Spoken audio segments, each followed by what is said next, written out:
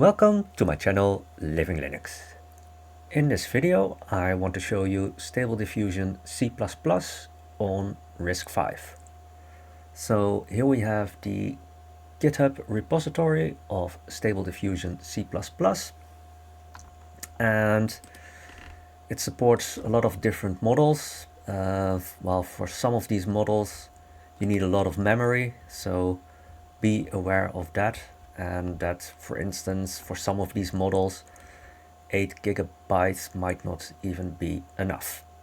So I just tested with Stable-Diffusion 1.5. One of the reasons also is that the larger the model, the slower the process, and generating an image with 20 steps already took more than an hour. So yeah, from that perspective I didn't want to test the larger models, because it would take also a lot more time. So yeah, you might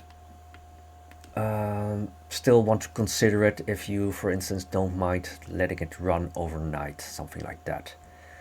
So they don't release RISC-V executables, but there is a build guide, and it's not that complicated. So here you can see how you can get the code, and these are the instructions to build it on the CPU. So yeah, you can see that I'm running it on the SpacemiT K1. It has 8 x60 RISC-V CPU cores, and I have, let's just say, 8 GB of memory. So the more memory you have, the more options you have for different models. Now, I installed the packages to be able to build something. So build essential, cmake, and then git. And I also added curl because they use that as an example to download the model. So once you have the executable, then they also have this example command to download a model, and here is an example command to generate an image. And they also have documentation on all kinds of parameters to change the process. Yeah, just read it for yourself. There are two things that I want to point out. So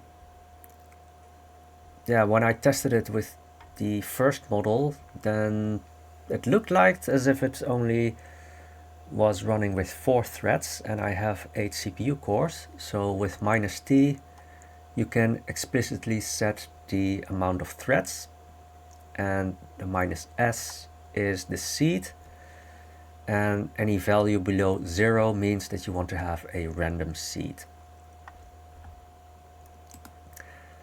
Now for the image that I'm going to show you, I use this model.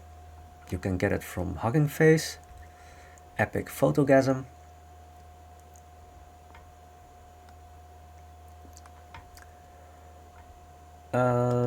And here we have the result. So yeah, this looks like a penguin on a surfboard.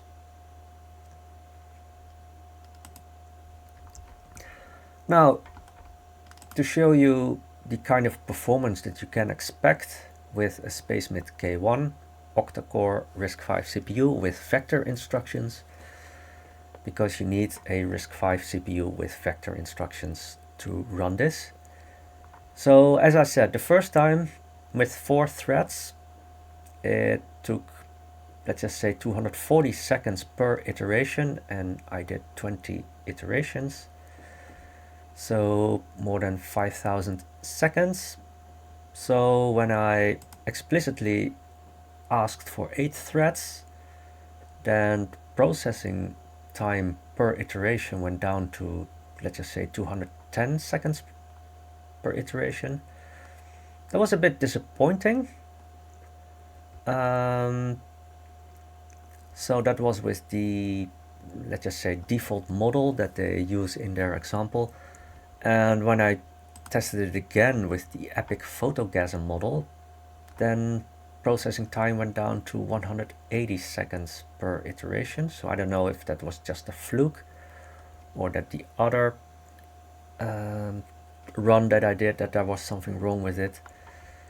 But even with 180 seconds per iteration, you're looking at more than an hour to generate an image in 20 steps.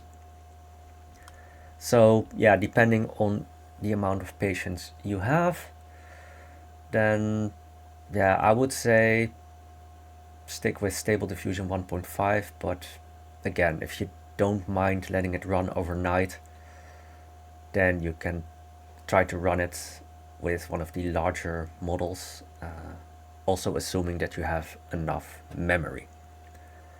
So, but I think it's interesting to see that you can run Stable Diffusion locally on your RISC-V CPU. So, this is all for now, and I hope to see you again in my next video.